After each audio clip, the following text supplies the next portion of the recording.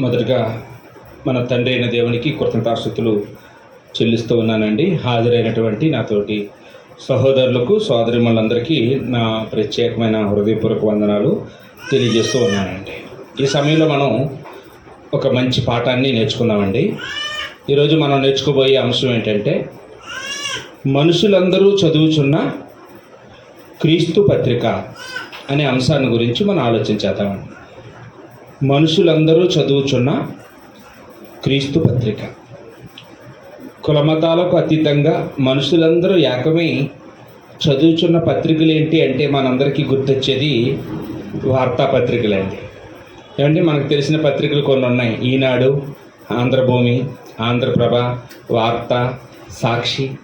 వీటిని ఏమంటామంటే న్యూస్ పేపర్లు అంటామండి. న్యూస్ అంటే NEWS. న్యూస్ అంటే తెలుసు కదండి. N అంటే నార్త్, మీకు తెలుసు. E అంటే ఈస్ట్, W అంటే వెస్ట్, S అంటే సౌత్. అంటే ప్రపంచ నలుమూలల నుండి సేకరించినటువంటి విషయాలను అందరికీ తెలియచేయడమే ఈ న్యూస్ పేపర్ యొక్క ప్రధానమైనటువంటి ఉద్దేశం అండి. దీన్ని ప్రింట్ మీడియా అంటారండి. ఒకప్పుడు మరి గొప్ప గొప్ప అధికారులు సైతం గడగడలాడించిన ఏదంటే ఈ పెన్నేనండి. నిజంగా ఈ జర్నలిస్టులకి, ఈ విలేకరులకి మరి చాలా గట్సులు ఉండేవి. నిజాన్ని నిర్భయంగా వాళ్ళు అందరికీ తెలియజేసేవారండి. ఏమండి, దీని వెనకతల చాలా కష్టం ఉండేదన్నమాట. వాళ్ళు కొంతమంది ప్రాణాలు కూడా కోల్పోయి ఈ నిజాలను నిర్భయంగా రాసేవారండి. ఈరోజు మనం చూసినప్పుడు ఈ ప్రింట్ మీడియా వెనకబడిపోయింది. దానికి కారణం ఏంటి అంటే బహుశా ఎలక్ట్రానిక్ మీడియా రావడం, లేకపోతే సోషల్ మీడియా ఇప్పుడు అందరి మొబైల్ చేతిలో ఉండడం వల్ల ఎందుకో ఇప్పుడు న్యూస్ పేపర్లు కొనేవాళ్ళు, చదివేవాళ్ళు శాతం తగ్గాయండి. ఒకప్పుడు అయితేనండి న్యూస్ పేపర్ చదవందే ఏ పని చేసేవారు కాదు ఎవరు కూడా. దానికి అంత ఎడిక్ట్ అయిపోయేవారండి. కొంతమంది బాత్రూంలో కూడా పట్టుకెళ్ళిపోయి అక్కడ కూడా చదివేవారు అనమాట అండి. అలాంటి పరిస్థితి అండి. ఇంకొక కారణం ఏంటంటే ఈరోజు న్యూస్ పేపర్లో న్యూస్ ఎక్కువ ఉంటుందా, న్యూసెన్స్ ఎక్కువ ఉంటుందంటే న్యూసెన్స్ ఎక్కువ ఉంటుంది కదండి. ఇలా పేజీ తిరగగానే ఈ మొదటి పేజీలోనే వాళ్ళ పక్షపాతంగా ఒక రాజకీయ పార్టీ కాసి మాట్లాడేస్తుంటారండి. ఏమండి, వాళ్ళు ఏది రాసేయమంటే అది రాసేయడం, వాళ్ళు ఏది చెప్పేయమంటే ఆ అబద్ధాలు చెప్పేయడం, తర్వాత మళ్ళీ అది తప్పని తెలిస్తే క్షమాపణలు మళ్ళీ చెప్పడం. అదే కనపడుతుంది ఫ్రంట్ పేజీలో. తర్వాత చూడగానే సినిమా రంగం గురించి, సినిమా యాక్టర్ల గురించి, ఏమండి వాళ్ళు ఏ సినిమా తీస్తున్నారు, ఎప్పుడు రిలీజ్ అవుతుంది, ఇవి. ఇంకో పేజీ తిరగేసామనుకోండి, అవన్నీ వ్యాపార ప్రకటనలు ఉంటాయి. కోడిగుడ్ల ధర ఎంత, బంగారం ధర ఎంత, మాంసం ధర ఎంత. అలాగే మనం చూసినప్పుడు ఈరోజు కథలు ఏంటి ఇలాగా ఈరోజు ఎలా తయారైందంటే న్యూస్ పేపర్ కూడా ఒక సూపర్ మార్కెట్లో తయారైందండి. సూపర్ మార్కెట్లో చూడండి, ఎవరి మైండ్ సెట్కి తగిలినటువంటి వస్తువులన్నీ పెడతాడనమాట. ఎవరికి నచ్చింది అది తీసుకోండి అన్నట్టు. ఈరోజు న్యూస్ పేపర్లు కూడా అలాగే అయిపోయాయండి. ఈ న్యూస్ పేపర్ల వల్ల ఎవరికి ఉపయోగం అంటే దాని ఎడిటర్లకి, ఏమండి దాని పబ్లిషర్స్కి, దాని యజమానులకి ఉపయోగం తప్ప ఎవరికి ఉపయోగపడట్లేదండి ఆ న్యూస్ పేపర్. ఈరోజు ఎవరు పెద్దగా ఉపయోగపడట్లేదు. కానీ దాని వెనకాతల చాలా కష్టం. చాలామంది శ్రామికులు ఉంటారు, చాలామంది ఉద్యోగులు పనిచేస్తుంటారు. ఎంత కష్టపడినా చివరికి అది దాని విలువ ఎన్ని రోజులు అంటే దాని అవసరత మనకు ఒక రోజేనండి. అమ్మా, ఇవాళ పేపర్ రేపు ఇస్తే చదువుతామా? అసలు ఫ్రీగా ఇచ్చినా ఎవరు చదవరు. దాన్ని ఎందుకు వాడతారండి రేపటికి? పకోడీ పొట్లాలు కట్టుకోవడానికి, టిఫిన్ దగ్గర ప్యాక్ చేయడానికి, చీరల్లో మధ్యలో పెట్టడానికి అలా వాడుతున్నారండి. మనుషులందరూ చదువుతున్న పత్రిక పరిస్థితే ఈరోజు ఇలాగైపోతే మరి మనుషులందరూ చదువుతున్న క్రీస్తు పత్రిక గురించి కదా ఈరోజు నేను మాట్లాడాలనుకుంటున్నాను. మనుషులందరూ చదువుతున్న పత్రిక ఏది? కొన్ని బైబిల్ అనుకుందామా? ఏమండి, బైబిల్ని క్రైస్తవులే సరిగా చదవటం లేదు ఇప్పుడు. ఈరోజు బైబిల్ చదవడానికి మనకు ఖాళీ లేదండి, మనకి తీరిక లేదు, ఏయో కారణాలు చెప్తూ ఉంటాం. అలాంటిది ఇంకా లోకంలో వాళ్ళు చదువుతారా చెప్పండి? ఏమంటే నిజంగా బైబిల్ చాలా గొప్పది. ఎవరైనా ఒక వ్యక్తి బైబిల్ని చదివితే ఆ వ్యక్తికి ఈ భూమి మీద ఎలా బ్రతకాలో ఎలా బ్రతకూడదో అర్థమవుతుందండి. అసలు మనం ఒక మనిషి భూమి మీదకి ఎలా వచ్చాడు, మనిషి మరణం తర్వాత మళ్ళీ ఎక్కడికి వెళ్తాడు అనే సంగతులు ఏ గ్రంథాల్లోనూ ఉండవు, కేవలం బైబిల్లోనే ఉంటాయండి. అంత గొప్ప జ్ఞానంతో, అందుకనే పేతురు రాసిన 2వ పత్రిక 1వ అధ్యాయం 20వ వచనంలో పేతురు గారు మాట్లాడతారు కదండి.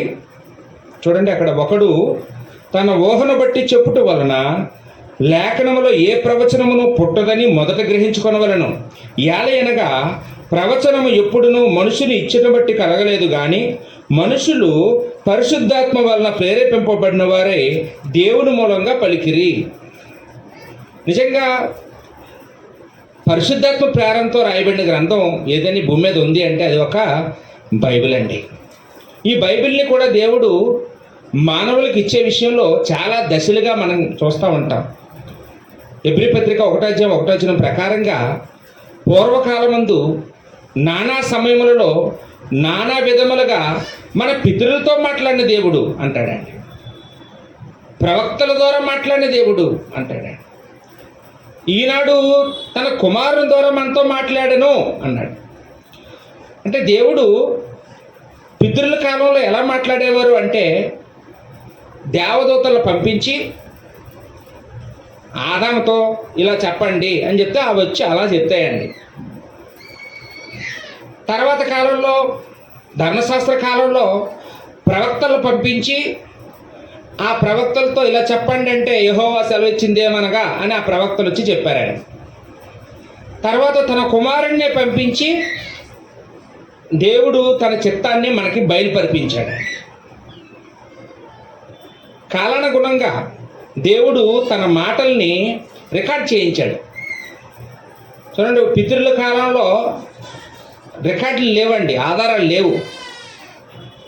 కానీ ధర్మశాస్త్ర కాలంలో దేవుడు తన మాటలు అచ్చేయించాడు కదండి. రాతి పలకల మీద 2 రాతి పలకల మీద ఆయన రాతపూర్వకంగా ఇచ్చాడండి ఆ మాటలు. తర్వాత కాలానుగుణంగా చూసినప్పుడు చర్మపు కాగితాలు, జంతువులు చంపి ఆ చర్మపు చుట్టల మీద గ్రంథాలు రాసేవారంట అండి. అవి ఇలా చుట్టుకొని ఇలా ఇప్పి చదువుకునేవారు అనమాట. తర్వాత కొంతకాలం శాస్త్ర పరిజ్ఞానం అందుబాటులోకి వచ్చిన తర్వాత చెట్టు బెరడు మీద సిరాతో రాయడం తర్వాత వచ్చిందండి. ఇంకా సైన్స్ బాగా అభివృద్ధి పొందిన తర్వాత పేపర్ వచ్చింది. ఏమండి, న్యూస్ లేకపోతే ఒక పేపర్ మీద ఇలా మొట్టమొదటిగా అచ్చు వేసిన వ్యక్తి ఎవరండి? జాన్ గూటెన్బర్గ్ అనే ఒక క్రైస్తవ శాస్త్రవేత్త అండి. ఈయన ఈ అత్యంతరాన్ని కనిపెట్టి మొట్టమొదటగా అచ్చు వేసిన పుస్తకం ఏదంటే బైబిల్. అంతకుముందు అది 66 పుస్తకాలుగా విడిభాగాలుగా ఉండేది. ఆ 66 పుస్తకాలని ఒకటిగా చేసి అందరూ చదువుకునే విధంగా ఆయన ఆ హెబ్రీ భాషలో దీన్ని ప్రింట్ చేశాడండి. అలాగా ప్రింట్ అయినటువంటి ఆ బైబిల్ని మన తెలుగులోకి అనువదించినటువంటి శాస్త్రవేత్త ఎవరండి? విలియం కేరీ గారు. విలియం కేరీ ఆయన ఎన్నో త్యాగాలు చేసి తెలుగులోకి బైబిల్ని అనువాదం చేశాడండి. నేను చెప్పే విషయాలన్నీ మీకు గూగుల్లో కొట్టినా వస్తాయి, యూట్యూబ్లో కొట్టినా వస్తాయండి. దీని వెనకాతల ఎంతమంది కష్టం ఉంది. ఈరోజు మనం ఎంతో ఖరీదైనటువంటి ఆ బైబిల్ని కొని మన డబ్బులతో కొని అలాగ బజార్లోకి పట్టుకెళ్ళి నలుగురికి పంచామనుకోండి, ఏమంటారు తెలుసా అండి? వీడెవడో మత ప్రసారం చేస్తున్నాడని మన మీద ముసిగేసి ఆ ఇచ్చిన బైబిల్ని చింపేస్తున్నారు. కొంతమంది కాల్చేస్తున్నారు, కొంతమంది బురదలోకి విసిరేస్తున్నారు. ఏమండి, బైబిల్ని ఎవరైనా తీసుకోగలుగుతున్నారా, చదవగలుగుతున్నారంటే ఎవరూ చదవటం లేదు. ఎవరో చదవట్లేదు. నిజంగా బైబిల్ చదివితే వాళ్ళ జీవితాలు, వాళ్ళ బ్రతుకులు మారుతాయి. కానీ వాళ్ళకి దాని విలువ వాళ్ళకి అర్థం కాదు, దాని విలువ వాళ్ళు తెలుసుకోలేరు. మరి నేను ఈరోజు అంశం ఏం తీసుకొచ్చానంటే, మనుషులందరూ చదువుచున్న క్రీస్తు పత్రిక అని. మరి మనుషులందరూ ఎక్కడ చదువుతున్నారండి? మీరు అలా చెప్పారు, మీరు చెప్పింది నిజమే అని మీకు ఒక ఆలోచన రావాలని నేను ఈ మాటలన్నీ చెప్పానండి. మనుషులందరూ చదువుతున్నటువంటి ఒక పత్రిక ఉందండి. చూడండి ఒకసారి 2 కొరింథీ పత్రికలో 3వ అధ్యాయము 1 నుంచి 3 వచనాలు మనం చూసినప్పుడు, ఇక్కడ అపోస్తలుడైన పౌలు కొరింథీలతో మాట్లాడుతూ ఉన్నాడండి. అమ్మ, ఈ కొరింథీలకి అపోస్తలుడైన పౌలుకి ఉన్న అవినాభావ సంబంధం గురించి మనకి కొద్ది గొప్ప తెలిసే ఉంటుంది. అపోస్తలుడైన పౌలు తన 2వ సువార్త ప్రయాణంలో దర్శనం వల్ల మాసిదోనియాకి వెళ్ళవలసి వచ్చింది. మాసిదోనియాలో పౌలుని, శీలని హింసించినప్పుడు అక్కడి నుంచి వాళ్ళు దెసలోనికకు వెళ్ళారు. తర్వాత అక్కడ కూడా శత్రువులు ఎక్కువైనప్పుడు బెరయాకు వచ్చారు. అక్కడ కూడా ఆ శత్రువులు ఎక్కువైనప్పుడు కొరింథీకి వెళ్ళారండి. అంటే అకయా ప్రాంతానికి, గ్రీసు దేశానికి పౌలు తన 2వ సువార్త ప్రయాణంలో వెళ్ళినట్టుగా మనం చూస్తూ ఉన్నామండి.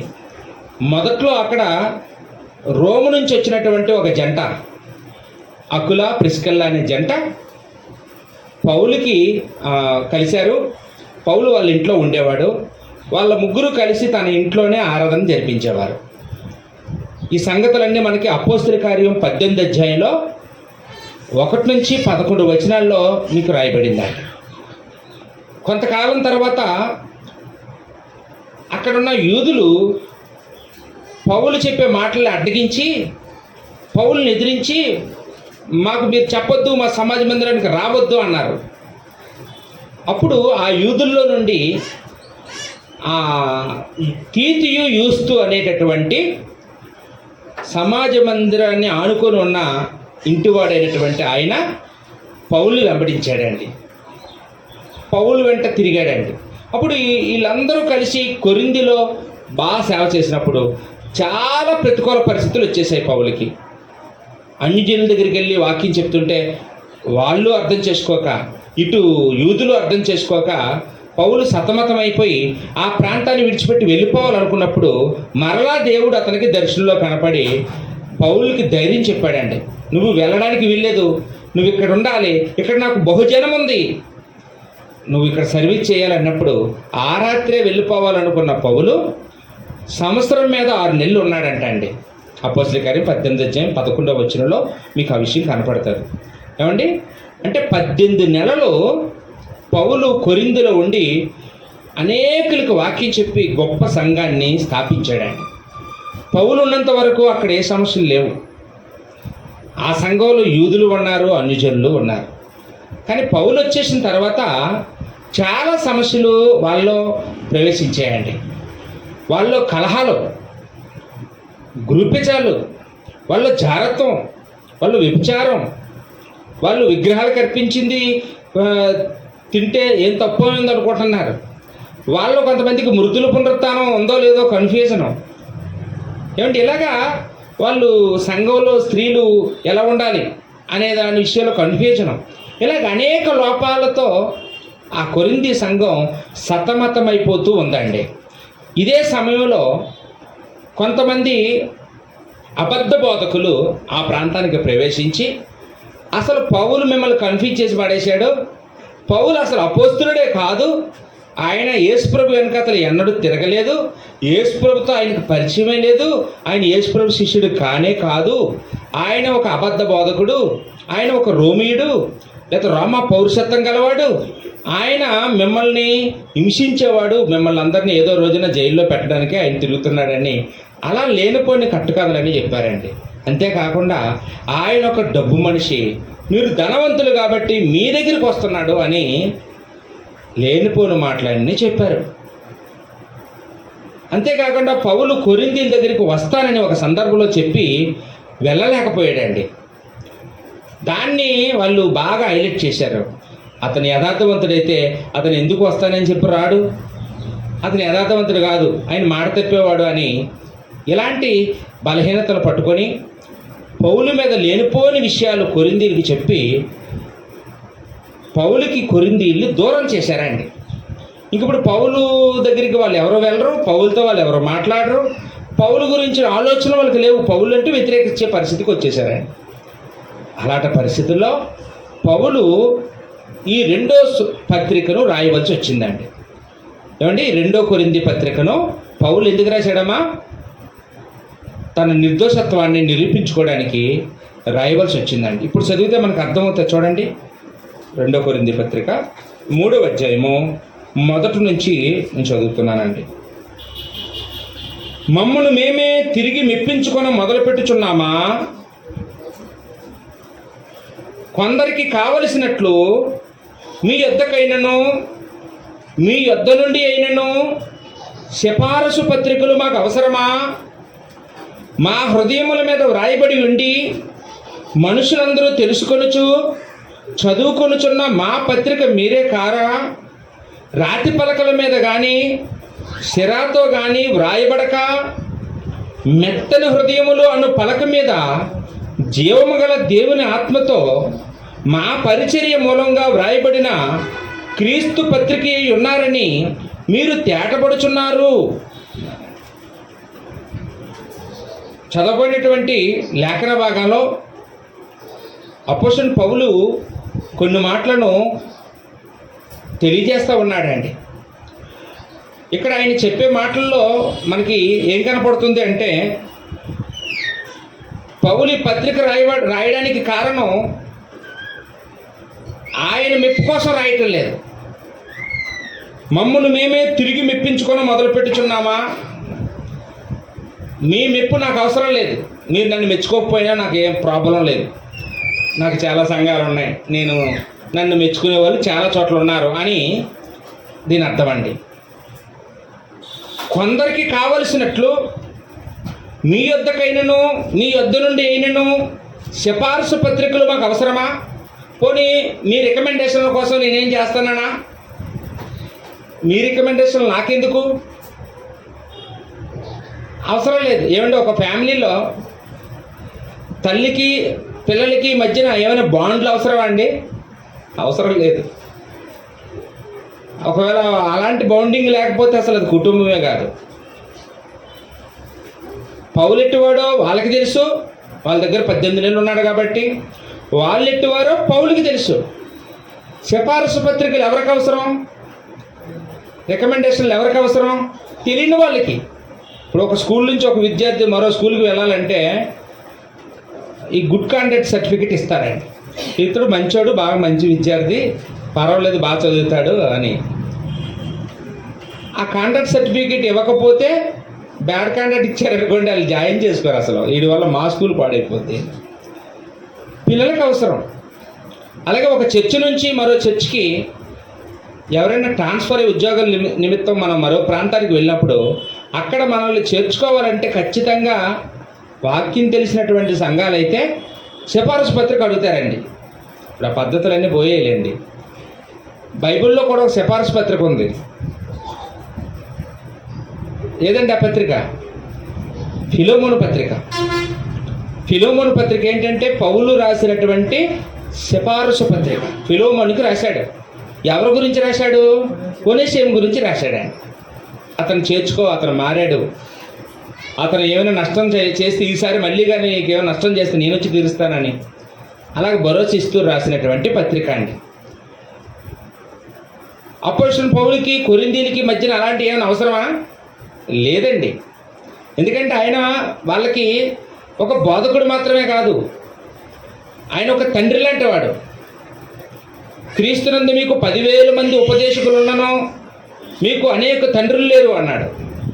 నేను ఒక్కడినే మీ తండ్రిని, నేనే మిమ్మల్ని కన్నాను, నేనే మిమ్మల్ని పెంచాను అని తనకి వాళ్ళకి ఉన్నటువంటి రిలేషన్షిప్ని గుర్తు చేశాడండి పౌలు. ఇప్పుడు ఆ రిలేషన్ ఏమైందండి? బ్రేక్ అయింది. ఎవరో వాళ్ళ మధ్యనున్న రిలేషన్ని బ్రేక్ చేశారండి. వాళ్ళు దూరం చేశారు, విడగొట్టారు. అయినప్పటికీ అపోస్తలుడైన పౌలు ఏమంటున్నాడంటే, ఆయనేమి బాధపడిపోవట్లేదు. ఒక క్రైస్తవుడు ఎలా ఉండాలని దేవుడు కోరుతున్నాడో దాన్ని మాత్రమే గుర్తు చేస్తూ ఉన్నాడండి. యేసుక్రీస్తు కూడా కొండ మీద ప్రసంగంలో ఒక క్రైస్తవుడు ఎలా ఉండాలో గుర్తు చేశారండి. మీరు ఈ లోకానికి వెలుగై ఉన్నారు అని. అలాగే మరో మాట చెప్పారు, మీరు ఈ లోకానికి ఉప్పై ఉన్నారు అని. అంటే క్రైస్తవుడు అంటే ఆషామాషి వ్యవహారం కాదు. ఒక క్రైస్తవుడు అంటే వెలుగు లాంటోడు. అంటే ఇప్పుడంటే కరెంట్ రావడం వల్ల వెలుగంటే మనకి కరెంటు గుర్తొస్తుంటుంది, ఈ బల్బులు గుర్తొస్తుంటాయి. కానీ యేసు ప్రభు ఆ మాటలు చెప్పేటప్పుడు వెలుగంటే అందరికీ గుర్తొచ్చేది ఏంటంటే ఒక దీపం, దీపస్తంభం మీద వెలుగుతున్న ఒక దీపం. దీపస్తంభం మీద వెలుగుతున్న దీపం తాను మంటల్లో కాలిపోతూ ఇంటి వాళ్ళందరికీ ఏమవుతుంది? వెలుగునిస్తుంది. క్రైస్తవుడు కూడా అలాగా తాను కరిగిపోతూ కాలిపోతూ ఇంటి వారందరికీ వెలిగించేటట్లుగా, లోకానికి వెలిగించేటట్లుగా మనం ఉండాలని అక్కడ యేసు ప్రభు చెప్పారండి. అలాగే ఉప్పుతో పోల్చాడు. ఉప్పు కూడా చూడండి, అది కల్లుప్పు. ఒకప్పుడు ఉప్పు అనగానే మళ్ళీ సాల్ట్ కాదు గుర్తొచ్చేది, వాళ్ళకందరికీ కల్లుప్పే గుర్తొస్తుంది. కల్లుప్పు ఎలా ఉంటుంది చూడడానికి? ఏదో వజ్రాల్లాగా ఉంటుంది. కానీ ఒక్కసారిగా అది మనం కూరలోనో చారులోనో వేసేటప్పుడు తన రూపాన్ని, తన అందాన్ని కోల్పోయి ఏమండి అక్కడున్న పదార్థానికి రుచినిస్తుందండి. క్రైస్తవుడు కూడా ఇతరుల కోసం కరిగిపోయే ఉప్పు లాంటి వాడిగా ఉండాలి అని యేసు ప్రభు అక్కడ చెప్పారండి. అవి గొప్ప మాటలండి, ఎవరు కాదనలేనటువంటి మాటలు. అలా లేనివాడు అసలు క్రైస్తవుడే కాదని అర్థం. ఇక్కడ అపోస్తలుడైన పౌలు కూడా క్రైస్తవుని దేనితో పోలుస్తున్నాడు అంటే, మనుషులందరూ చదువుచున్న క్రీస్తు పత్రిక కారా అంటున్నాడండి. చూడండి ఆ మాట 2వ వచనంలో, మా హృదయముల మీద వ్రాయబడి ఉండి మనుషులందరూ తెలుసుకొనొచ్చు చదువుకొనుచున్న మా పత్రిక మీరే కారా అంటే, అపోస్తలుడైన పౌలు 14 పత్రికలు రాశాడండి. కొత్త నిబంధనలో 27 పుస్తకాలు ఉంటే 27 పుస్తకాల్లో 14 పుస్తకాలు అపోస్తలుడైన పౌలు రాసిన పత్రికలే. తక్కినవన్నీ మిగతా వాళ్ళు రాశారండి. అంటే సకానికి పైగా పుస్తకాలు ఎవరు రాశారండి? అపోస్తలుడైన పౌలు రాశాడండి. పౌలు పుస్తకాలు తెలియని ఎవరికి చెప్పండి? మనందరికీ తెలుసు. చెప్పమంటే మనం కూడా గుక్కొప్పెట్టకుండా చెప్పగలుగుతాం. ఏమండి పత్రికలు అప్పచెప్పేసే వాళ్ళు కూడా ఉన్నారండి. మనమైతే ఒక పేరా కూడా అప్పచెప్పలేమేమో, కానీ ఒక పత్రికను అవలేలగా అప్పచెప్పగలిగే వాళ్ళు కూడా ఉన్నారు. పండితులు, గొప్ప గొప్ప వాళ్ళు చాలామంది ఉన్నారండి. మన చర్చిలో కూడా ఒకప్పుడు అలాంటి పరీక్షలు పెట్టేవాళ్ళం అండి. కొండ మీద ప్రసంగం అంతా 3 అధ్యాయాలు అప్పచెప్పేసేవాళ్ళు కొంతమంది. చాలా ఆసక్తిగా ఉండేవారండి అప్పుడు. అపోస్తలుడైన పౌలు మాత్రం తాను రాసినటువంటి పత్రికల గురించి మాట్లాడటం లేదు. ఇదిగో నేను గలతీ పత్రిక రాశాను, రోమ పత్రిక రాశాను, కొరింథీ పత్రిక రాశాను, నేను ఎఫెసీ పత్రిక రాశాను, కొలస్సీ పత్రిక రాశాను, అవి చెప్పడం లేదు. పౌలు ఏమంటున్నాడంటే, మీరే మా పత్రికలు అంటున్నాడండి. మీరు ఎలాంటి పత్రికలు అంటే అక్కడే చెప్తున్నారు చూడండి, రాతి పలకల మీద కానీ సిరాతో కానీ వ్రాయబడక మెత్తన హృదయములు అను పలక మీద జీవము గల దేవుని ఆత్మతో మా పరిచర్య మూలంగా వ్రాయబడిన క్రీస్తు పత్రిక ఉన్నారని మీరు తేటపడుచున్నారు. భౌతికంగా కంటికి కనపడుతున్న ఈ సిరాతో రాసినటువంటి, రాతి పలకల మీద రాసినటువంటి, ఈ చర్మపు చుట్టల మీద రాసినటువంటి పత్రికల వంటి వాళ్ళు కాదు మీరు. మీ హృదయాల మీద, మెత్తన హృదయాల మీద దేవుని ఆత్మచేత మా పరిచర్య మూలంగా మీరు తయారైన పత్రికలు మీరు అని చెప్తున్నాడండి. మీరే ఒక పత్రిక, మీరు క్రీస్తు పత్రిక అన్నాడండి. ఆ మాట కూడా మీరు అక్కడ చూడండి 3వ వచనంలో ఆఖరి లైన్లో, క్రీస్తు పత్రిక అయి ఉన్నారని అన్నాడు. అంటే పౌలు కొరింథీయుల గురించి ఏమన్నాడంటే, మీరు ఏం చేస్తున్నారో, మీరు ఎలా ప్రవర్తిస్తున్నారో అది నాకు మాత్రమే కాదు, మనుషులందరికీ కనపడుతుంది. మనుషులందరూ తెలుసుకుంటున్నారు, మనుషులందరూ కూడా మిమ్మల్ని చదువుతున్నారు అన్నాడు. మనుషులందరూ తెలుసుకొనుచు చదువుకొనుచున్న మా పత్రిక. ఏ పత్రిక? ఏమండి, అపోస్తలుడు పౌలు రాసిన పత్రికల్ని ఆ కాలంలో వాళ్ళు ఎవరైనా చదివే వాళ్ళ? ఎవరు చదవరు, బయట వాళ్ళు ఎవరు చదవరు, మనుషులందరూ చదవరు. అభిమానులే చదువుతారు, లేకపోతే వాళ్ళు వెంబడించే వాళ్ళే చదువుతారు. కానీ కొరింథీయులు మాత్రం మనుషులందరూ చదువుతున్నారు. అండ్ ఈరోజు కూడా అన్యజనులు ఎవరు, లేకపోతే లోకస్తులు ఎవరు బైబిల్ చదవరు, బైబిల్ ద్వేషిస్తారు. కానీ మనల్ని చదువుతారండి, మనల్ని చదువుతారు కదమ్మా, మనల్ని బాగా చదువుతారు. కొంతమంది కొన్ని సందర్భాల్లో అంటుంటారు, ఒరే నీ బ్రతికంతా నేను చదివేశాను రా అంటారు, నీ జీవితం అంతా నేను చదివేశాను రా అంటారు. అంటే అర్థం ఏంటి? నిన్ను బాగా స్టడీ చేశాను అంటారు కదండి. నీ జీవితం అంతా నాకు తెలుసులే, నన్ను అసమానం మోసం చేయలేవులే, నువ్వు ఒక్కసారి మోసపోయాను, ఇంకా నిన్నంతా నేను చదివేశాను, నువ్వేంటో నాకు అర్థమైపోయింది అంటుంటారండి. అంటే ఈరోజు క్రైస్తవుడికి కావలసినటువంటిది ఏంటండి? ఏమండి, మన యొక్క వైఖరి, మన స్వభావం, మన స్వభావాన్ని అందరూ చదువుతుంటారండి. మన స్వభావాన్ని బట్టే వాళ్ళకి దేవుడు తెలుస్తుంది. మన స్వభావాన్ని బట్టే వాళ్ళు దేవుణ్ణి ద్వేషిస్తారండి. బైబిల్ కాదు మనం చూపించవలసింది, మనం పంచవలసింది బైబిల్ కాదు.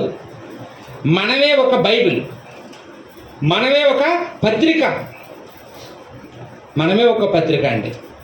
చూడండి, మనకి గలతీ పత్రికలో 5వ అధ్యాయం 22వ వచనం నుంచి ఆత్మఫలం ఏమనగా అంటూ మనం అక్కడ చదువుకుంటూ ఉంటాం కదండి. అపోస్తలుడు పౌలు గలతీయులకు రాసిన పత్రిక 5వ అధ్యాయము 22వ వచనం నుంచి మనం 23 వచనాల వరకు అక్కడ ఆత్మఫలాలు చూడండి. మన వెనకాల ఒక బోర్డుతో ఉంటాయి కదండి ఆత్మఫలాలు. ఇక్కడ లేవు, మా ఇంట్లో ఉంటాయి, ప్రతి ఇంట్లో ఉంటాయి. నాకు తెలిసి చాలా క్రిస్టియన్ ఫ్యామిలీస్లో ఈ ఆత్మఫలం అనే ఒక బోర్డు ఉంటుంది. అందు మీద 9 రకాలైనటువంటి గుణలక్షణాలు ఉంటాయండి. అయితే ఇందులో మొదటిది ప్రేమ, సంతోషం, సమాధానం, దీర్ఘశాంతం, ఆశానిగ్రహం, దయ అండ్ ఇవన్నీ ఈ ఆత్మఫలాల్లో అనేక భాగాలుగా మనం చూస్తూ ఉన్నామండి. ఈ ఆత్మఫలాలన్నీ ఏంటి అంటే ఇవి క్రీస్తు గుణాలు. ఇవన్నీ ఏంటమ్మా? క్రీస్తు గుణాలు. అంటే మనలో చూసినప్పుడు మనలో ఎవరి గుణం కనపడాలమ్మా? క్రీస్తు గుణం కనపడాలి, మనలో క్రీస్తు కనపడాలి. అపోస్తలుడు పౌలు అంటారు కదండి, జీవించువాడును నేను కాదు, క్రీస్తే నాయందు జీవించుచున్నాడు అని. అంటే అపోస్తలుడైన పౌల్లో క్రీస్తు జీవిస్తున్నాడంటే అందరికీ కనపడ్డా? పాత పౌలు కనపడతాడా? క్రొత్త యేసుప్రభు కనపడతాడా పౌల్లో? ఏమండి, బాప్తిస్మం పొందిన తర్వాత పౌల్లో ఎంతో మార్పు, ఆయనలో యేసుప్రభువులో ఉండే సహనం కనపడింది, యేసుప్రభువులో ఉండే త్యాగం కనపడింది, యేసుప్రభువులో ఉండే తగ్గింపు కనపడింది. అలాగా ఈరోజు మనలో కూడా ఎవరు కనపడాలని మనం చూసినప్పుడు యేసుప్రభు కనపడాలండి. అంతేగాని ఆ పై వచనం ఉంటుంది 19వ వచనంలో, శరీర కార్యములు స్పష్టమై ఉన్నవి, అవేమనగా జారత్వం, అపవిత్రత, కామకత్వం, విగ్రహారాధన, విమతములు, మత్సరములు, అసూయలు, కలర్తో కూడిన ఆటపాటు, ఇవి కనపడకూడదు. అంటే మనం చూసిన వాళ్ళకి కనపడకూడదంటే మనం దాచేస్తే మాత్రం దాగితే చెప్పండి ఏమ్మా? ఈరోజు మనం ఏ పనులు చేస్తున్నామో అవి ఎవరికి దాయలేమండి. ఖచ్చితంగా అందరూ చూస్తుంటారు, అందరూ గమనిస్తుంటారు, ప్రతిరోజు గమనిస్తుంటారండి. కాబట్టి మనలో చాలా మనం నేనంటే నా పేరు శ్రీను, నేను నా ఇష్టం వచ్చినట్టు ఉంటాను అనుకోకూడదండి. మన క్రైస్తవులు, నేను క్రీస్తు పత్రికకు తగినట్లుగా నేను ప్రవర్తించాలి, యేసుప్రభుకు తగినట్లుగా నేను ప్రవర్తించాలి. నన్ను అందరూ చూస్తున్నారు, నన్ను అందరూ స్టడీ చేస్తున్నారు, నన్ను చదువుతున్నారు, మనుషులందరూ చదువుకొని నన్ను గురించి తెలుసుకుంటున్నారు. తద్వారా దేవుని గురించి కూడా నేను వాళ్ళకి తెలియజేస్తూ వాడిని అవుతాననే సంగతిని మనం అందరం గుర్తుపెట్టుకోవాలండి. ముఖ్యంగా మనం చూసినప్పుడు మనకి బైబిల్లో ఒక వచనం కనపడుతుందండి. పేతురు రాసిన మొదటి పత్రిక 3వ అధ్యాయము 1-2 వచనాల్లో అక్కడ పేతురు స్త్రీతో చెప్తూ ఉంటాడండి, నీ స్వపురుషులకు లోబడి ఉండు అని. ఒక లోబడే స్త్రీ సమాజానికి ఏం మెసేజ్ ఇస్తుంది అక్కడ చెప్తున్నాడండి. చదువుతారు బాబు? 3:2 వచ్చింది. స్త్రీలారా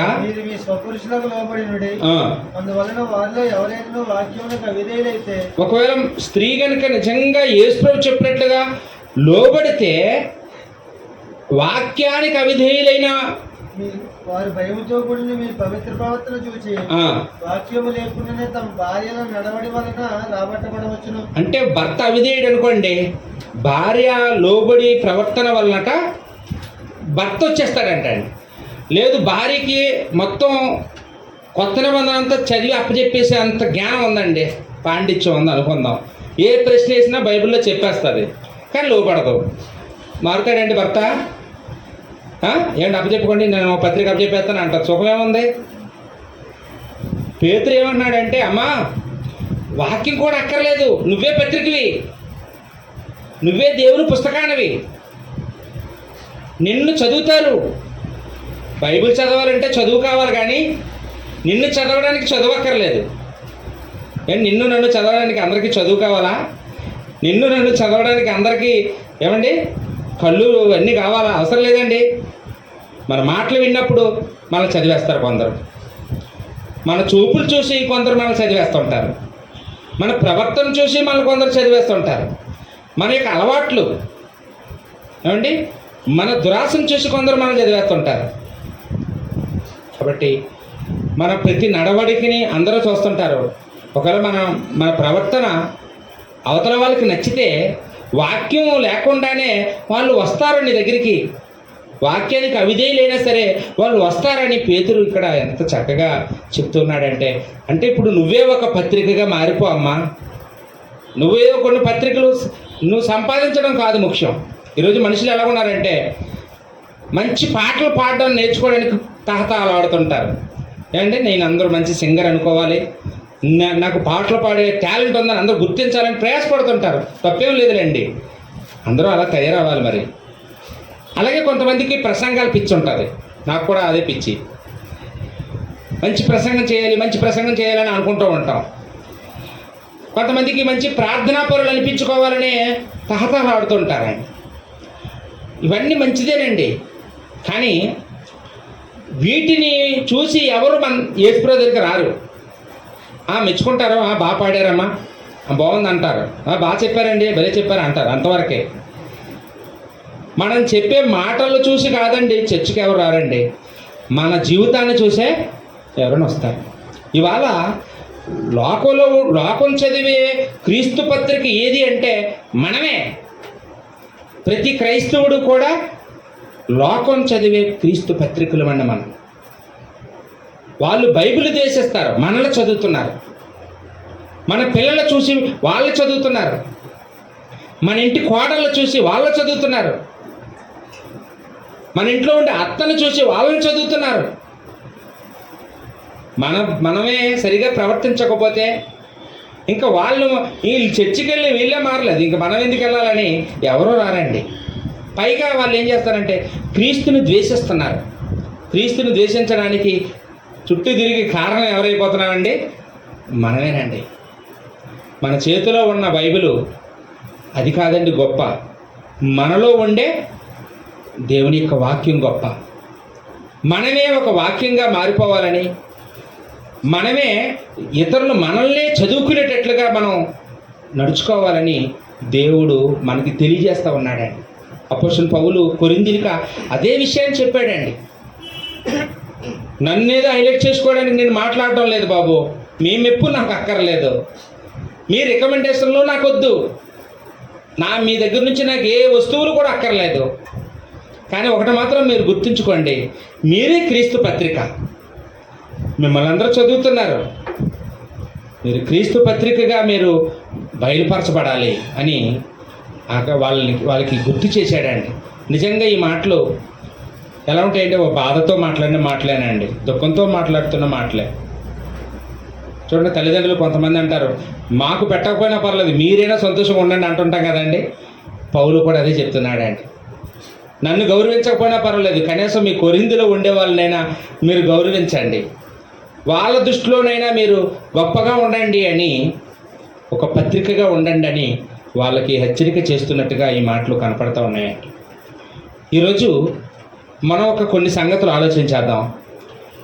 ఈరోజు క్రీస్తు పత్రికగా నేను ఏ విషయాల్లో నేను నిరూపించుకోవాలి అని మనం ఆలోచన చేస్తే, మొదటగా క్రీస్తు పత్రికగా ఉండవలసిన క్రైస్తవుడు ఆరాధికుడిగా ఉండాలండి.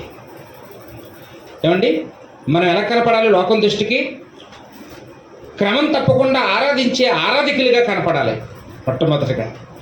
ఈరోజు చాలా సందర్భాల్లో చాలామంది ఆదివారం ఆరాధన మానేస్తుంటారండి. ఏయో కారణాలు చెప్తుంటారు. ఒకవేళ కొన్ని సందర్భాల్లో వాళ్ళు చెప్పే కారణాలు చాలా విలువైనవి అవ్వచ్చు, చాలా గొప్పవి అవ్వచ్చు. ఎక్కువ మంది చెప్పే కారణం ఏంటంటే, ఎవరో చచ్చిపోయారు అంటారు, బంధువులు చచ్చిపోయారు అంటూ ఉంటారండి. ఏమండి, ఏ కారణమైనా ఆత్మ సంబంధమైన జీవితానికి సంబంధించి మనం ఏ సాకులు చెప్పినా దేవుడు వినడం. మనకి యేసుప్రభు ఒక ఉపమానం చెప్పారండి. లూకా సువార్త 14వ అధ్యాయంలో 16వ వచనం నుంచి 23వ వచనం వరకు మనం చదివితే, ఇక్కడ ఒక యజమాని విందుకు ఆహ్వానిస్తాడండి. కొంతమందిని తన ఇంటికి విందుకు ఆహ్వానిస్తాడు. కానీ ఆ పిలువబడిన వాళ్ళందరూ అనేక కారణాలు చెప్పి వాళ్ళు ముగ్గురు కూడా రావడం మానేస్తారండి. చూడండి, లూకా సువార్త 14వ అధ్యాయం 16వ వచనం నుంచి చదువుతున్నాను.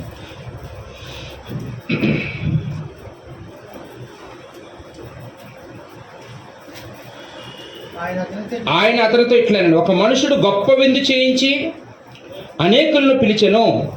విందు కాలమందు అతడు, ఇప్పుడు సిద్ధమై ఉన్నది, రెండని పిలువబడిన వారితో చెప్పుటకు తన దాసుని పంపెను.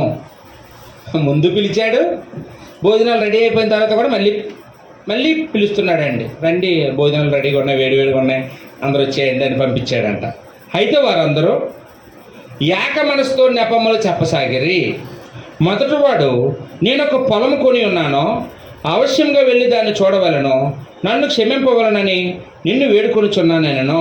మరి ఒకడు, నేను 5 జతల ఎడ్లు కొని ఉన్నాను, వాటిని పరీక్షింప వెలుచున్నాను, నన్ను క్షమింపవలనని వేడుకొనుచున్నాను. మరి ఒకడు, నేను ఒక స్త్రీని వివాహం చేసుకొని ఉన్నాను, అందుచేత నేను రాలేనను. అప్పుడు ఆ దాసుడు తిరిగి వచ్చి ఈ మాటలు తన యజమానికి తెలియజేయగా, ఆ ఇంటి యజమానుడు కోపపడి, నీవు త్వరగా పట్టణపు వీధులలోనికి సందులలోనికి వెళ్ళి బీదలను, అంగహీనులను, కుంటివారిని, గుడ్డివారిని ఇక్కడికి తోడుకుని రమ్మని ఆ దాసునితో చెప్పాను. అంతటా దాసుడు, ప్రభువా, నీవు ఆజ్ఞాపించినట్లు చేసితిని కానీ ఇంకొన్నో చోటు ఉన్నదని చెప్పాను. అయ్యా, చాలామందిని తీసుకొచ్చేసానండి మీరు చెప్పినట్లుగా, కానీ ఇంకా చాలామందికి భోజనాలు ఉండిపోయాయండి, మరి ఏం చేద్దాం అన్నాడంట. అందుకు యజమానుడు, నా ఇల్లు నిండినట్లు నీవు రాజమార్గంలోనికి కంచెలలోనికి వెళ్ళి లోపలికి వచ్చుటకు అక్కడ వారిని బలవంతము చేయము. ఇయాలి అనగా పిలువబడిన ఆ మనుషులలో ఒకడును నా విందు రుచి చూడడని మీతో నిశ్చయంగా చెప్పుచున్నాను. బయటికి వెళ్ళి ఇంకా ఎవరైనా ఉంటే వాళ్ళందరినీ కూడా తీసుకొచ్చాయి. కానీ ముందు పిలిచాను చూడు, ముందు వస్తానని చెప్పి రాలేదు చూడు, ఆ ముగ్గురు మాత్రం వాళ్ళకి మాత్రం కొంచెం కూడా మిగలకూడదు. వాళ్ళు రుచి చూసే అవకాశం వాళ్ళకి ఇవ్వకూడదు. కాబట్టి ఇంకా అవకాశం ఉంటే ఇంకా కొంతమందిని తీసుకొచ్చేయి, వెళ్ళి వాళ్ళకి మాత్రం ఏమీ మిగల్చుకో. వాళ్ళు వచ్చేస్తారేమో, వాళ్ళు అన్ని పనులు చూసుకొని వచ్చేస్తారేమో, చివరికి వాళ్ళకి దక్కడానికి వీల్లేదు అన్నాడు. ఏంటండి ఇది? విందంటే ఏంటమ్మా ఇది? పరలోక రాజ్యమేనండి, పరలోక రాజ్యం. పరలోక రాజ్యంలో మనమందరివి కూడా ఒకరోజు ప్రవేశించవలసిన వారంగా ఉన్నాం. ఈరోజు మనం పరలోక రాజ్యంలో ప్రవేశించాలంటే ఈరోజు మనం ఆత్మ సంబంధమైన జీవితాన్ని మనం కొనసాగించవలసిన వారిగా ఉన్నామండి. ఈ భూమి మీద ఆత్మ సంబంధమైన జీవితాన్ని కొనసాగించే విషయంలో మనం ఏ కారణం చెప్పినా, ఏమండి చెప్పిన కారణాలన్నీ మంచివే కదండి. ఏమైనా సోమరుల వాళ్ళు ఏమైనా ఏమండి భార్యని పెళ్లి చేసుకున్నాడంట, తప్పేముంది? భార్య కోసం మానేశాడు. భూమి కొన్నాడంట, తప్పేముంది? భూమి వ్యవసాయం చేసుకోవడానికి మానేశాడు. ఏదో పశువులు కొనుక్కున్నాడంట, వాటిని మేపాలి కాబట్టి మానేశాడు. ఏమైనా మంచి కారణాలు చెడ్డ కారణాలు చెప్పండి. ఈరోజు మనం చెప్పే కారణాలతో పోలిస్తే ఇవి చాలా మంచివి. ఏమండి ఈరోజు మనం ఏం కారణాలు చెప్తున్నామండి? పనికిరాని కారణాలు మనవన్నీ. కానీ అలాంటి కారణాలు కావు. బట్టలు ఉతుక్కోవాలండి, కొంతమంది ఆదివారం బట్టలు ఉతుక్కోవడానికి అంట, కొంతమంది చేపలు వండుకోవాలండి, చుట్టాలు వస్తున్నారండి. ఇవన్నీ వేస్ట్ అంటే నిజంగా. కానీ వాళ్ళు ఫ్యామిలీస్ కోసం, వాళ్ళు వ్యవసాయం కోసం, వాళ్ళు పశువుల కోసం వాళ్ళు కారణాలు చెప్పారు. అయినా కానీ అది వాళ్ళ జీవనోపాధమే, వాళ్ళ కుటుంబ సమస్యలు అయినప్పటికీ యేసుప్రభు వారు అక్కర్లేదు అలాంటి వాళ్ళు మనకి అన్నాడు. అలాంటి వాళ్ళొద్దు. ఇంకా అవసరమైతే కుంటువాడిని తీసుకురా, వెళ్ళి గుడ్డివాడినైనా తీసుకురా, ఏ అర్హత లేనోడినైనా తీసుకొచ్చే పర్వాలేదు, వాళ్ళకి మాత్రం చోటు ఇవ్వకు అన్నాడు అండి. అంత కఠినంగా యేసు ప్రభు ఉంటాడని చెప్పడానికి ముందుగా ఆయన ఈ సంగతులు మనకి తెలియజేశారండి. ఈ విషయం అర్థమైనాడు ఎవడైనా ఆదివారం ఆరాధన మానేస్తారు చెప్పడమ్మా? ఈ విషయం అర్థమైన తర్వాత యేసు ప్రభు ఆత్మ సంబంధమైన జీవితం విషయంలో ఇంత కఠినంగా ఉంటాడని తెలిసిన తర్వాత అప్పటికీ కూడా ఆదివారం ఆరాధన మానేస్తున్నామంటే అసలు మనం క్రీస్తు పత్రికమేనా? క్రీస్తు పత్రికగా ఉండడానికి మనం సరిపోయిన వాళ్ళమేనా? సరే, ఎవరికి వాళ్ళము మనం ఆలోచించేసుకుందామండి. మళ్ళీ ఇంకొక కేటగిరీ ఉంటారండి. ఏంటి కేటగిరీ అంటే ఆదివారం ఆరాధనకి అయితే వచ్చేస్తారండి, బైబిల్ క్లాస్కి రారండి. ఏమంటే బైబిల్ క్లాస్ కూడా దైవ కార్యక్రమేనా లేకపోతే ఇదేమన్నా సాతాన కార్యక్రమా? ఏమ్మా ఆదివారం ఆరాధన మాత్రం ఎలాగోలాగా టైం సెట్ చేసుకొని వచ్చేస్తున్నాం. బైబిల్ క్లాస్ని ఎందుకు నిర్లక్ష్యం చేసాం? బైబిల్ క్లాస్కి ఎందుకు రావటం లేదు? కొంతమంది బైబిల్ క్లాస్కి వచ్చేస్తారండి, గృహకూడికి రారండి, ఇంటింట ప్రార్థనలకి రారు, కృతజ్ఞత కోటాలకి రారు. ఏమండి ఎందుకు రారు? అది దైవ కార్యక్రమం కాదనా? అది దైవ కార్యక్రమేనండి. సంఘం నియమించిన అన్ని కార్యక్రమాలకి మనం రావాలండి.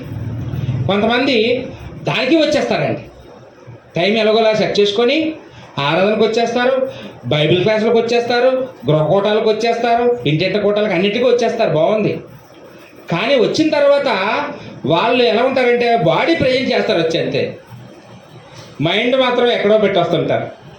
కాబట్టి వచ్చిన దగ్గర నుంచే వాళ్ళు నిద్రపోవడమో అండ్ వచ్చిన దగ్గర నుండే వాళ్ళు మౌనంగా అలా ఉండడమో చేస్తూ ఉంటారు.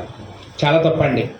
మనం చర్చకు వచ్చిన తర్వాత మనందరినీ కూడా మన దృష్టి ఏమంటే మన తలంపులు, మన ఊహలు అన్నీ దేవుడి మీద లగ్నం చేసి ఉంచాలి. మనం ఇక్కడ ఒక వ్యక్తి మనందరి తరపున నిలబడి ప్రార్థన చేస్తుంటే మనందరం ఆలకించాలండి, శ్రద్ధగా వినాలి ఆ ప్రార్థన. అని ప్రార్థన చేస్తే మనం ఏదో పని చేసుకోకూడదు, మనం ఫోన్ మాట్లాడుకోవడం ఆయన ప్రార్థన చేస్తుంటే చాలా తప్పండి. ఆయన ప్రార్థన ముగించినప్పుడు అందరం కలిసి ఏమనాలండి? ముక్త కంఠంతో ఆమేన్ అనాలండి. మనందరమే నిజంగా గట్టిగా ఆమేన్ అంటే ఈ కప్పులే లెగిసిపోతాయి, అంతమంది ఉన్నాం. కానీ ఎవరైనా చెప్తారండి ఆమేన్? ఎవరో చెప్పరు, ఎవరి నోట్లో వాళ్ళు అనుకుంటారు, ఎవరికి పక్కోడు కూడా వినపడకుండా. చాలా తప్పండి. మనందరమే కూడా ఆ ప్రార్థనని ఏమండి కలుగునుగాక అని మనందరం సంతకం చేసినట్టు. చూడండి, ఏదైనా ఒక కలెక్టర్ గారికి లెటర్ రాసినప్పుడు వీధిలో వాళ్ళందరూ సంతకాలు పెడతారా? ఎక్కువ మంది సంతకాలు పెడితే ఖచ్చితంగా అది అవుతుంది పని కదా. మరి ప్రార్థనకి అందరూ ఆమేన్ చెప్తే దేవుడు కూడా ఏం చేస్తాడు? మా ప్రార్థనను ఆమోదిస్తాడు. అంటే మీకు అతను చేసిన ప్రార్థన ఇష్టం లేదా? అది కరెక్ట్ కాదా? ఏమండి ఆ ప్రార్థనలు మీరు ఏకీపించే ఉద్దేశం లేదా? అప్పుడే మానేయాల ఆమేన్ అనడం. చూద్దాం మరి ఈసారి మన ప్రార్థనలో ఎంతమంది తిరిగేసి ఉండి ఆమేన్ చెప్తారో. ఏమండి చాలా విషయం. ఇంకా ఆరాధన గురించి మనం ఆలోచన చేస్తే మనం సమయానికి రావాలండి. ఏదో వచ్చామంటే ముగింపు ప్రార్థనకు వచ్చినోడు ఎలాగ ఆరాధకుడు అవుతాడు? ముగింపు ప్రార్థనకు వచ్చినప్పుడు ఎలా ఆరాధకుడు అవుతాడు? మనం క్రీస్తు పత్రిక ఎలాగవుతాం? క్రీస్తు పత్రికను కలిపి చెరిపే వాళ్ళం అవుతాం. మనమే ఆలస్యంగా వస్తే మనం చూసిన వాళ్ళు ఇంకోళ్ళు ఏం చేస్తారండి? వాళ్ళు ఆలస్యంగా వస్తారు. మన పిల్లలు కూడా మనల్ని ఫాలో అవుతుంటారు. అందరూ పాడైపోవడానికి కారకులు ఎవరు? కలిపి చెరిపే వాళ్ళం అయిపోతామండి. కాబట్టి సమయపాలన చాలా ముఖ్యమండి. ఆరాధనకు రావడం ఎంత ముఖ్యమో, బైబిల్ క్లాస్కి రావడం ఎంత ముఖ్యమో, గృహకూటాలకు రావడం ఎంత ముఖ్యమో, వచ్చిన తర్వాత ఏమండి మనం ఇక్కడ తీసుకునే క్రమశిక్షణ చర్యలు అన్నీ చాలా ముఖ్యమండి. ఇవన్నీ ఎంత ముఖ్యమో చివరికి మన ఇంటికి వెళ్ళిపోయేటప్పుడు ఒకరినొకరు షేకండ్ ఇచ్చుకొని ఏమండి ప్రేమగా పలకరించుకొని సంతోషంగా ఇక్కడి నుంచి వెళ్ళాలండి. మనం కొంతమంది అసలు ఆరాధనకు వస్తారు, ఆమె నెంటోడికి అక్కడి నుంచి వెళ్ళిపోతుంటారండి. నేను చాలా సందర్భాల్లో బాధపడ్డాను. వాళ్ళు చూసి వాళ్ళు కొత్తగా వస్తుంటారు, వాళ్ళకి తెలియదు. మా మిస్సెస్ గారు నేను కొంచెం గేటు దగ్గర కూర్చోమ్మా నువ్వు, అప్పుడు కాంతమ్మ గారు అలాగే కూర్చునేవారు అక్కడ కూర్చోమ్మ, వచ్చిన వాళ్ళందరినీ పలకరించు, ఒకళ్ళు కొత్తగా వస్తే వాళ్ళ పేర్లైనా రాసుకో, వాళ్ళ ఫోన్ నెంబర్ తీసుకో, వాళ్ళ తర్వాత కాంటాక్ట్ చేద్దాం అన్నా ఈవిడేమో అందరికంటే ఎక్కువ ఆసక్తి పరులాగా ముందుకు వచ్చేస్తుంటారు. ఇంకా వాళ్ళు పోతుంటారు, ఇంకా మళ్ళీ ఎప్పుడో వస్తారో లేతలేదు తెలియదు. కాబట్టి అందరితో మాట్లాడే అవకాశం ఉండాలండి, మనకి వెళ్ళిపోకూడదండి. ఏమంటే ఒకవేళ మనం ఏదో ఆరాధన చేసుకున్నాం వెళ్ళిపోతున్నాం అనుకుంటే మనం గర్విష్ఠులు లెక్కండి. మనకి మనుషులంటే మనకి వీళ్ళతో మనకేం అక్కర్లేదు అనుకుంటాం. కానీ బైబిల్ ఏం చెప్తుందంటే మనం దేవుని దయ్యందు మనుషుల దయ్యందు మనం వర్ధిల్లాలండి. దేవుడి దయ్య మనకి ఎంత అవసరమో మనుషుల దయ్య కూడా అంతే అవసరం అండి. దేవుడి ప్రేమ ఎంత అవసరమో మనుషుల ప్రేమ కూడా అంతే అవసరం. ఏమండి మనం కలిసిమెలిసి ఉండాలి. సహోదర ప్రేమ, నిన్ను వలె నీ పొరుగు అని ప్రేమించు అన్నాడు కదండి. మొదటాజ్ఞేమో దేవుడిని ఆరాధించు, రెండోది యేసుప్రభువు ఏం చెప్పారండి? నిన్ను వలె నీ పొరుగు వాడిని కూడా ప్రేమించు. నాకు మనుషుల ప్రేమ అక్కర్లేదు, నాకు దేవుడి ప్రేమ ఒకటే కావాలని ఆరాధన కూడా దేవుడు అంగీకరించడు. కాబట్టి ఆరాధనకు వచ్చేటప్పుడే మనం ఇవన్నీ ప్రిపేర్ అయ్యి రావాలండి, ఇలా పాస్ అవ్వాలండి మనం. అప్పుడే మనం చూసిన వాళ్ళు క్రీస్తు పత్రిక అనుకుంటారండి. అలా కాకుండా మనం ఆదివారం ఆరాధనలో ఏదో ఫంక్షన్లో కనపడ్డాం అనుకోండి, మీరు చర్చికి వెళ్తారు కదా, మీరేంటి ఫంక్షన్కి వచ్చారు ఈరోజు అనుకుంటే ఏమైపోయామండి? మనం ఏం మెసేజ్ ఇచ్చామండి వాళ్ళకి? మనం ఆరాధనకు వచ్చేటప్పుడు మనకు కంగారు, మన చెమటలు కారిపోయి ఏమో భయపడిపోయినట్టు. స్కూల్కి వెళ్ళే పిల్లలు చూడండి, లేట్ అయితే టీచర్ ఏమంటారు అని భయపడిపోయి ఉడుక్కొని వెళ్తుంటారు, చూసారండి? అలా చర్చికి పరుగులు తీస్తూ రావాలి మనం. అప్పుడు మనం చూసిన వాళ్ళకి ఏం మెసేజ్ ఇస్తాం తెలుసండి? మనం వీళ్ళ దేవుడు పూజార్హుడు, వీళ్ళ దేవుడు స్తుతులకు పాత్రుడు, అందుకే వీళ్ళు కృతజ్ఞత కలవారు. వీళ్ళు దేవుడు చేసిన మేలును మర్చిపోకుండా ప్రతి ఆదివారం చర్చికి వెళ్ళిపోతారు. ఆదివారం వెళ్ళామంటే వాళ్ళ ఇంటికి తాళం వేసి ఉంటుంది. ఆదివారం వాళ్ళని పిలిచినా వాళ్ళు ఎక్కడికి రారు, వాళ్ళని ఇబ్బంది పెట్టడం అనవసరం అని అలాంటి మెసేజ్ ఇవ్వాలండి మనం. ఏమండి ఇది ఎలా మనం ఏం మెసేజ్ ఇస్తున్నామో ఎవరికి వాళ్ళు ఆలోచన చేసుకున్నాం. ఇక రెండవ సంగతి మనం ఆలోచన చేస్తే ఏమంటే దేవుని యొక్క వాక్యం పరిశుద్ధమైందండి. క్రీస్తు పత్రిక మనం కూడా ఎలా ఉండాలమ్మా? పరిశుద్ధంగా బ్రతకాలండి. ప్రస్తుతం లోకమంతా దేంతో నిండిపోయిందమ్మా? పాపంతో నిండిపోయిందండి. మనుషులందరూ అనేక వ్యసనాలతో, ఏమంటే అనేక రకాలైన అలవాట్లతో మొత్తం విషయంలో వ్యాపించి చిన్నపిల్లలు మొదలుకొని వృద్ధుల వరకు అందరూ పాడైపోయారండి. పాపం వెళ్తుంది, అందరినీ కూడా వెళ్తుందండి. ఇలాంటి సమాజంలో మనం బురదలో తామర పువ్వులాగా, ఏదో తామరాకు మీద నీటి బొందువులాగా మనం బ్రతకాల్సిన పరిస్థితి అండి. మనం అలా బ్రతకాలండి. మనమే సినిమాల దగ్గర కనపడితే, మనమే బ్యాండ్ కొట్టు దగ్గర కనపడితే అసలు ఆలోచించండి. మనమే జారులతో మనమే సహవాసం చేస్తే చూసిన వాళ్ళకి ఏం మెసేజ్ ఇస్తున్నామండి మనం? చెప్పండి. మళ్ళీ ప్రేరేపిస్తారా? పురుషుల్ని ప్రేరేపిస్తారు చాలామంది. తాగరా, ఏం పర్వాలేదు, బాగా కష్టపడుతున్నావు కదా, నువ్వు తాగాలి, నువ్వు సంపాదిస్తున్నావు, ఏం మోసుకెళ్తావు, తాగు అని ఇలా డైలాగులు చెప్తుంటారు. ఇవాళ మీ అబ్బాయి పుట్టినరోజు కదా, పార్టీ ఇవ్వు అంటారు కదండి. సూర్యబాబు గారు మనల్ని అంటారు కదా, చాలామంది అంటారు. మన పురుషులు అంటారు చాలామంది. ఆ మాటలు చాలా తీగా ఉంటాయి, బాగుంటాయి. మనం అలాంటప్పుడు మనం వాళ్ళ దగ్గర నుంచి ప్రత్యేకింపబడాలి. నా దేవుడు పరిశుద్ధుడు, నేను పరిశుద్ధంగా ఉండాలి అని వాళ్ళ దగ్గర నుంచి మనం నెమ్మదిగా ఏం చేయాలండి? జారుకోవాలి. అవమానం వచ్చినా తట్టుకోవాలి. అక్కడ ప్రెస్టీజ్లు కట్టు పోకూడదు. మనం క్రైస్తువులు అని ఆ రోజు మనల్ని వాళ్ళు తిట్టుకుంటారు, కానీ తర్వాత మనల్ని చూసి గౌరవిస్తారు. తెలుసా అండి? వీళ్ళు చాలా స్ట్రిక్ట్గా ఉంటారు, వీళ్ళని మనం పాడు చేయలేము, వీళ్ళని మనం కదపలేము, వీళ్ళు చాలా బలంగా ఉన్నారు, వీళ్ళు దేవుడు పరిశుద్ధుడు, అందుకే వీళ్ళు మన పాపం జోలికి రావటం లేదని వాళ్ళు అనుకుంటారండి. మనం ఏం మెసేజ్ ఇస్తున్నామండి? మనం ప్రత్యేకంగా బ్రతికితే, ఈ లోకంలో మనం ప్రత్యేకంగా బ్రతకడం వల్ల మనం మనల్ని చూసిన వాళ్ళకి ఏం మెసేజ్ ఇస్తున్నాం? మన దేవుడు పరిశుద్ధుడు అని. దేవుడు పరిశుద్ధుడని విశ్వసిస్తున్నాం అంటాం. విశ్వసిస్తే మనం ఏం చేయాలండి? ప్రత్యేకంగా బ్రతకాలి. ఏ విషయాల్లో ప్రత్యేకంగా బ్రతుకుతున్నాం చెప్పండి? ఇక మేము మానేసుకున్నామండి, ఇవన్నీ మానేసుకున్నామండి, మా ఇంట్లో వీటిలన్నిటిని దూరం చేసామని అన్నోళ్ళు ఎవరైనా ఉంటారా అండి? అమ్మా, స్త్రీలు అయితే లిప్టిక్లు అయ్యి దూరం చేసుకున్నారా? మీరు మానేస్తే మీ పిల్లలు ఆడపిల్లలు ఉంటారు, వాళ్ళకి కూడా కొనివ్వకూడదు. మనం పరిశుద్ధులు పిల్లలు అండి, పరిశుద్ధుడి పిల్లలు, ప్రత్యేకంగా బ్రతకాల్సిన వాళ్ళం. ఏమండి? విపరీత అలంకరణ మన పిల్లలకు కూడా మనం చేయకూడదు. మనమే కాదు, మన పిల్లలకు కూడా విపరీత అలంకరణ చేయకూడదు. చేతులు లేని బట్టలు ఆడపిల్లలకి ముఖ్యంగా స్లీవ్లెస్ కొనకూడదండి. పాత వాళ్ళు ఉన్నాయంటే అగ్గిటియండి, మరేం పర్వాలేదు, దేవుడు కొత్త ఇస్తాడు. అవి వేయకండి, పిల్లలు పాడైపోతారండి. లోకంలో పిల్లలు అదే ఉంటే, మన పిల్లలు అలాగే ఉంటే మనం ఏం మారినట్టు చెప్పండి? ఏమండి? కొన్ని చాలా జాగ్రత్త, దీనన్నీ చెప్పలేనండి, మీకే తెలుసు. పిల్లలకి పొడవుగా ఇక్కడ వరకు, మీరు కూడా ఇక్కడ వరకు జాకెట్ కుట్టించుకోవాలి, పొడవుగా చేతులు. ఏమండి? ఐబ్రోస్ అయ్యి మనకు అవసరం లేదండి, అవేమొద్దు. కాళ్ళకి గజ్జులు గల్లు అనేలాంటి గజ్జులు వద్దు. సింపుల్గా, ఏమంటే మన వైపు ఎవరో మరోసారి చూసేలాగా, మనల్ని టెంప్ట్ చేసేలాగా అలాంటి అవకాశాలు ఎవరికి ఇవ్వకండి. మనల్ని చూడగానే పరిశుద్ధుల పిల్లలు, ఇల్లు దేవుడి పిల్లలు ఎంత సింపుల్గా ఉంటారో, ఎన్నున్నా ఎంత తగ్గించుకొని ఉంటారో అనేటట్లుగా మంచి మెసేజ్ మనం ఇద్దామండి. మనం చూసిన వాళ్ళు అలాగే మనకు మంచి అభిప్రాయం మన పట్ల కలిగి ఉండేటట్లుగా మనం ప్రవర్తించడానికి ప్రయత్నం చేద్దామండి. ఏమండి? ఇక మూడవదిగా మనం చూసినప్పుడు మన మాటలు ఎలాగ ఉండాలి? మన మాటలు, మనకి యాకోబు పత్రికలో మాట ఉంటుందండి, 3:2 మనం అనేక విషయాల్లో తప్పిపోతున్నాము. ముఖ్యంగా మాట విషయంలో మనం తప్పిపోతున్నాము. మాట విషయంలో తప్పిపోయిన ఎడల మనం మొత్తం సర్వ శరీరాన్ని కూడా పాడు చేసుకుంటున్నామని అక్కడ యాకోబు గారు కూడా చెప్తూ ఉన్నారండి. అంటే మాటల్లో తప్పిపోవడం అంటే రెండండి.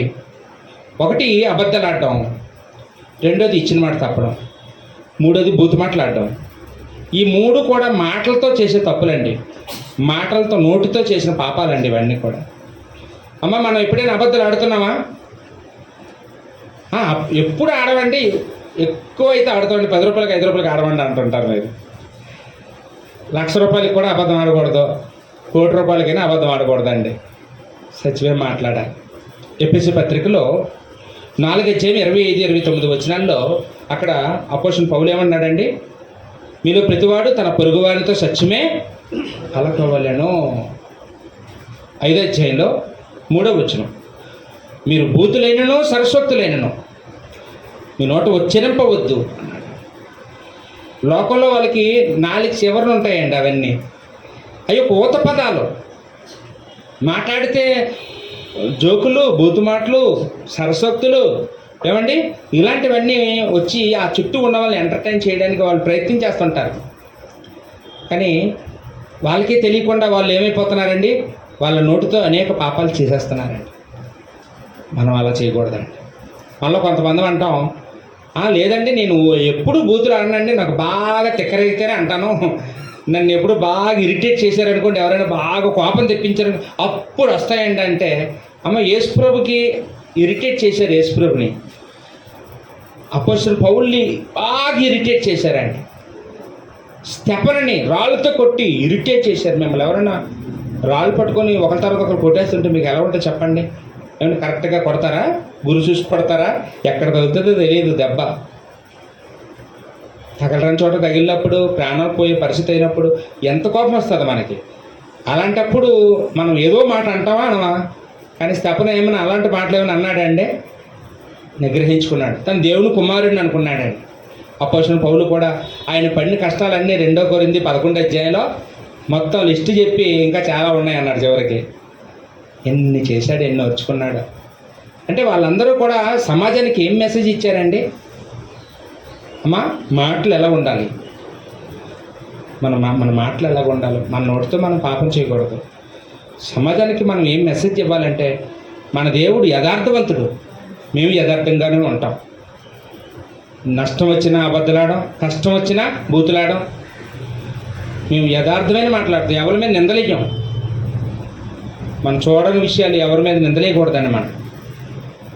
వాళ్ళు మనల్ని ఎవరైనా అలాంటి చూసినప్పుడు ఇతను క్రీస్తు పత్రిక అంటే అనుకుంటారా? అంటే క్రీస్తు పత్రిక మనుషులందరూ చదువుతున్న క్రీస్తు పత్రికలు. మనం కులమతాలకు అతీతంగా అందరూ మనలో చదువుతుంటారండి. మంచోళ్ళు చెడ్డోళ్ళు అందరూ చదువుతుంటారు. మనం ప్రతి చోట మనలో ఎవరు కనపడాలి? వాళ్ళకి క్రీస్తు గుణాలు కనపడాలండి. అలాగే మన క్రియల గురించి కూడా మనం ఆలోచన చేస్తే మనం నీతి క్రియలు చేయాలండి. నీతి క్రియలు చేయాలి. యేసుక్రీస్తు వారు కొండ మీద ప్రసంగంలో 3 నీతి క్రియల గురించి చెప్పారు. అంటే అవే నీతి క్రియలు కాదు, ఇంకేమి కావని కాదు, చాలా ఉన్నాయి. ఆయన చెప్పినవి ఏంటంటే ధర్మం చేయాలన్నారు, ప్రార్థన చేయాలన్నారు, ఉపవాసం ఉండాలన్నారు. ఇవి మాత్రమే కాదండి. పరిచర్య చేయడం నీతి క్రియ కాదండి, అది క్రియనండి. మనందరూ క్రియలు చేయాలి. సంఘానికి 7 పనులు ఉన్నాయి.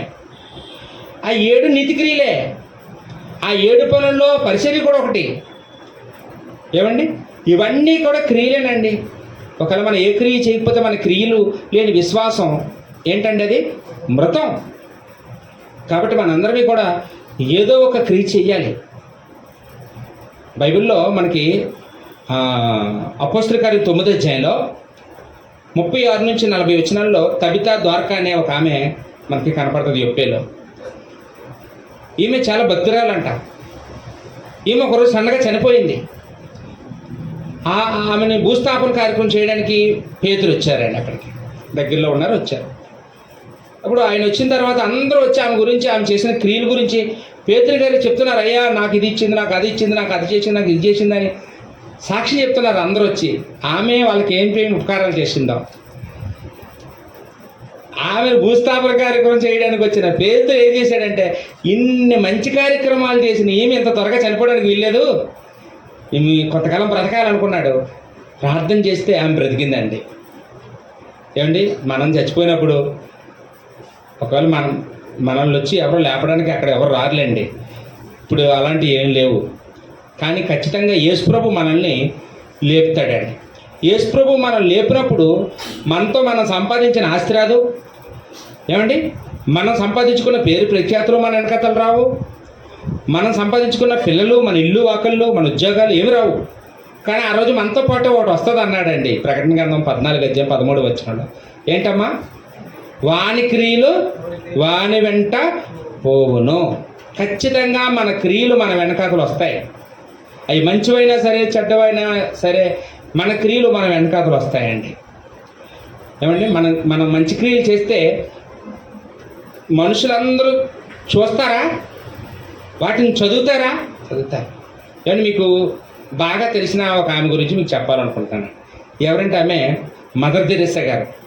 ఆమె మన ఇండియన్ కాదు, ఆమె విదేశీరాలే. కానీ మన దేశానికి వచ్చి యేసుప్రభు ఎలాగైతే కుష్ఠరోగుల్ని బాగు చేశారో, నేను కూడా అలాగే బాగు చేస్తాను, వాళ్ళకి నేను సర్వీస్ చేస్తాను అనుకుంది. ఆమె ఈ లోకానికి, మన దేశానికి వచ్చి ఒక సంస్థని ఏర్పాటు చేసిందండి. నిర్మల హృదయ అనే ఒక సంస్థని ఆమె ఏర్పాటు చేసి ఎంతో వేలాది మంది కుష్ఠరోగులకి సర్వీస్ చేసిందంట అండి. ఇప్పటికీ కూడా ఆమెను మన దేశం గుర్తుంచుకుంది కదండి. పాఠ్య పుస్తకాల మీద ఆమె పాఠాలు ముద్రించబడ్డాయి. అలాగే ఆమె ప్రతిమలు చాలా, ఆమె ఫోటోలు ప్రతి గవర్నమెంట్ హాస్పిటల్ దగ్గర ఉంటాయి కదండి. అంటే ఎందుకండి ఆమెను అంత గుర్తుపెట్టుకున్నారు? ఆమె చేసిన సర్వీస్, ఆమె ఇచ్చిన క్రియలు, ఆమె చేసిన క్రియలు ఏమి చూపించేయండి? ఆమె ఏం మెసేజ్ ఇచ్చిందండి లోకానికి? దేవుడు ప్రేమస్వరూపి అని. ఏమండి, ఈరోజు మనం కూడా ఎవరికైనా మనం సాయం చేస్తే, మనం కూడా ఎవరికైనా ఉపకారం చేస్తే, హెల్ప్ చేస్తే, ఖచ్చితంగా మనం బైబిల్ 1 యోహాను పత్రిక 4 అధ్యాయంలో ఇగో దేవుడు ప్రేమ స్వరూపం ఉందని కంఠస్థ పెట్టి చెప్పక్కర్లేదు. నువ్వు సాయం చేస్తే నీలోనే దేవుణ్ణి చూస్తారు, వాళ్ళు దేవుని ప్రేమను చూస్తారండి. కాబట్టి మనమే ఒక పత్రిక అయిపోదాం. మనమే ఒక పత్రిక. నేనే క్రీస్తు పత్రిక. ఈ లోకానికి, లోకమంతా చదువుకునే క్రీస్తు పత్రికను నేనే అని గమనిద్దామండి. ఈ ఒక్క చిన్న విషయం కనుక మనకి అబ్బితే, మనకు అర్థమైతే, మన గుండెల్లో పెట్టుకోగలిగితే ఈ విషయం, మన లైఫ్ మారిపోద్దండి నిజంగా. ఈ విషయం అర్థం కాక ఒక క్రైస్తవుడు ఎలాగుండాలో క్రైస్తవుడికే అర్థం కాకనప్పుడు, ఆ క్రైస్తవ కుటుంబమే మారినప్పుడు ఇంకా లోకానికి మనం ఏం మెసేజ్ ఇస్తాం చెప్పండి? దేవుడికి మనం ఏమి మహిమను తీసుకురాగలుగుతాం చెప్పండి? మన వల్ల ఎవరు చర్చకొస్తున్నారు చెప్పండి? ఏమండి, అపోస్తలుడైన పౌలు 2 కొరింథీ 3 అధ్యాయం 1 నుంచి 3 వచనాల్లో చెప్పిన ఈ పాఠాన్ని మనందరం మన ఆత్మీయ జీవితానికి అప్లై చేసుకుందాం. నేనే ఆ క్రీస్తు పత్రికనని నమ్ముదామండి.